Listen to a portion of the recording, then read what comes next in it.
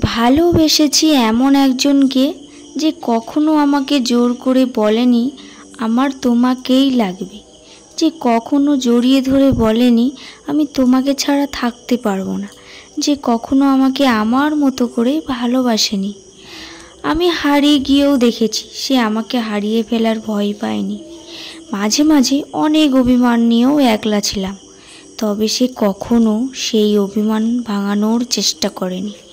আমি দূরে গিয়েও দেখেছি সে কখনো আমাকে কাছে টানার চেষ্টা করেনি। নিজের জীবনের থেকেও বেশি ভালোবেসেছি তাকে, কিন্তু সে কখনোই আমার ভালোবাসা বোঝার চেষ্টা করেনি। আমি সব দেখেছি, তবে তার চোখে আমাকে হারানোর ভয় দেখিনি। কেমন লাগলো সবাই কমেন্ট করে জানিও।